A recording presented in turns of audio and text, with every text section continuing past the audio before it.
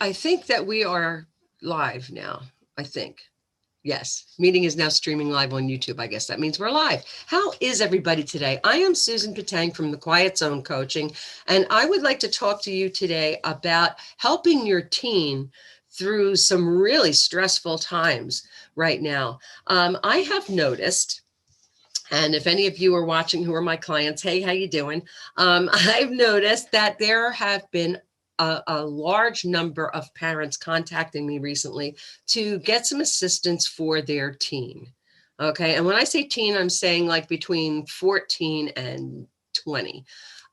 What I do anyway is I help teens, young adults like college age, and also millennials to deal with the overwhelm of life, the frustration of life, the stress that comes along with just daily life, because a lot of us come from dysfunction. And especially nowadays, the teens right now are having some difficulty with dealing with the whole pandemic thing. A lot of our kids have had the rug pulled out from under them as in terms of what their safety nets are. Our kids, when we think about what it was like when you were a teenager, okay, it was all about your friends. And if one of your friends dissed you or dumped you or did anything to you, it was like, oh my God, the world was going to end, right? Teenagers learn social skills, and not just when they're teens, they start when they're young, obviously, you start in kindergarten. But that being said, we hone our skills when we're in high school. Okay. This is when we have kind of one foot out the door and one foot in the door. We're trying to learn what is socially acceptable. How do we want to impact the people who we are interconnected with? Okay. Because we are all connected. Okay.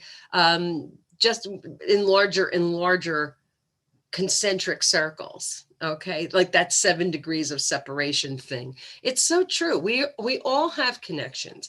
So what we learn when we are a teenager greatly impacts how we relate to our world and our network as adults.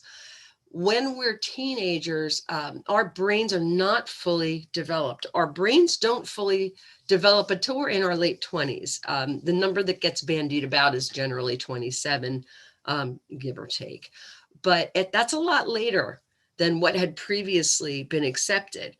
And I can see that even based on my own experience. Think about when you were, that age and how you were still not quite sure. And some of that had to do with a lack of wisdom and experience, but a lot of it also had to do with the fact that we're still dealing with hormones. Okay. From the time, we're 12, 13 or so, right on through the rest of our lives. And even then into menopause. And for men, it's still, they have like that male menopause thing where your hormones change. Okay, they do. And we're always dealing with that. But when they first kick in, we don't know how that's affecting everything about us. It's affecting our mental state. It's affecting our bodies.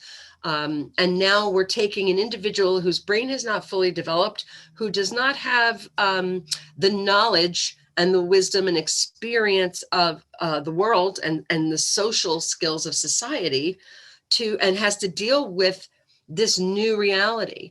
And like I said, these safety nets that our kids had that have to do with social contact and moving around and being out and about and exploring the world, those safety nets have been ripped out from underneath them because of the pandemic.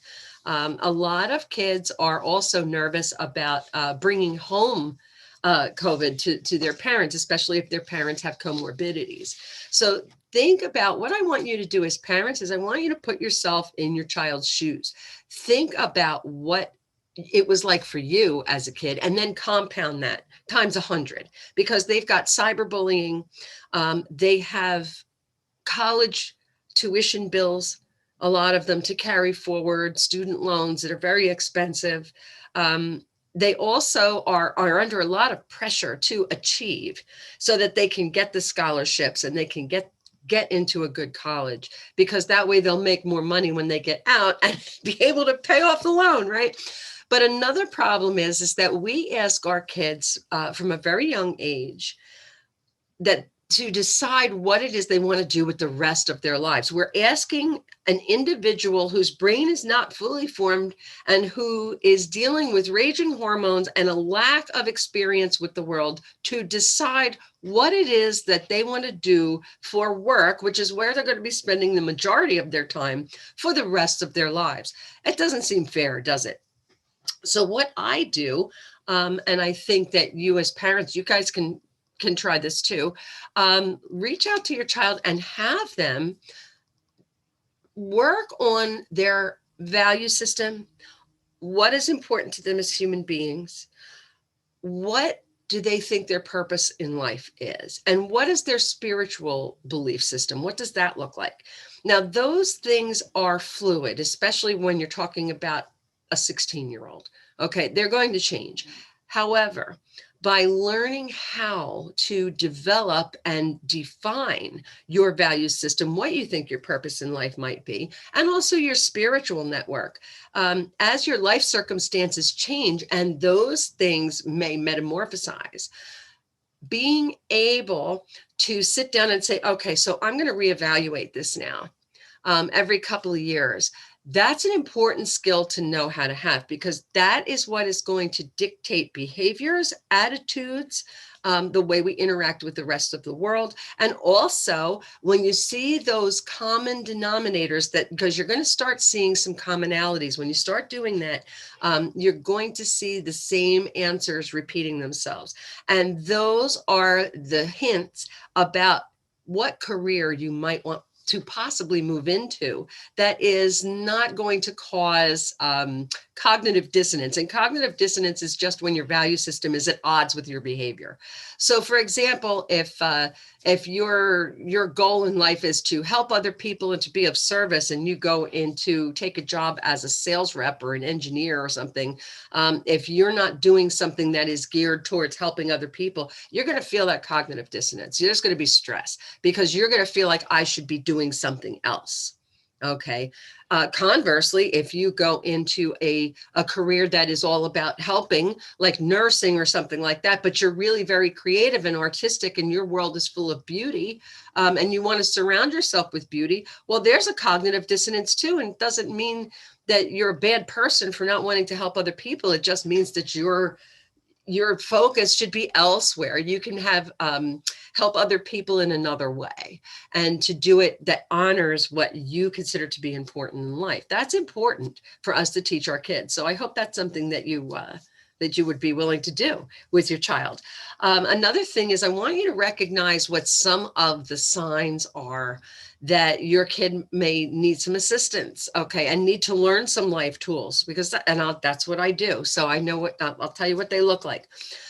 You've got somebody you can have somebody who is socially anxious, okay, is afraid or uncomfortable with dealing with other people. And after lockdown, that's going to be a lot more prevalent because now they haven't had the practice. They're starting to get rusty, okay, dealing with other people because they're just learning how to do that, right? Not like us, where we've been social for however many years. Our kids don't know how to do that. So they're going to get rusty, and that's going to create social anxiety if they're uncomfortable.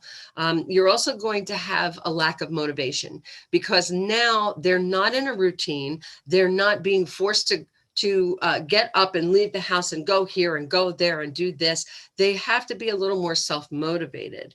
Now, some kids embrace that and love it, and that's great, good for them. But there are a lot of children who don't. They need that structure. So you may get kids who have a lack of motivation, and that's part of it, is that lack of structure is something that they need. They may have unreasonable anger. They may be irritated or irritable with family members and don't take it personally. It has nothing to do with you. It just has to do with the fact that you happen to be the one who's reminding them that they're uncomfortable about something. So you may be right in the line of fire, but it doesn't have to do with you. They may be worrying over what's going to happen. They might not be able to make decisions. They may be fearful, and that fearfulness and sometimes negativity is going to hold them back from not only making decisions, but defining and moving toward their goals. And these are all things that I help teens, young adults, and millennials deal with. I help them decide what goals are appropriate for them. They make the decision, but I show them how to get there and to make decisions about setting and achieving goals, how to build the steps into their lives to get to those goals, how to motivate themselves, how to organize their time, how to define and to live by their value system and their purpose and their spiritual belief system. I teach them how to be mindful. I teach them how to view their lives through different lenses. These are all things that I do with your child. And if that's something that you think that you would like to do, and you'd like to talk to me a little bit more about that, I invite you to go to www.thequietzonecoaching.com. Contact me through the contact page, and we'll talk about it. We'll sit down and see what's going on and how I can help your child get where they need to be. And yes, I'm shaking the table and it's making the whole screen go. I'm sorry. So I will hope I haven't given you guys seasickness and nausea. I will talk to everybody the next time I'm on. Until then, I hope you're having a wonderful, awesome, amazing day. Namaste.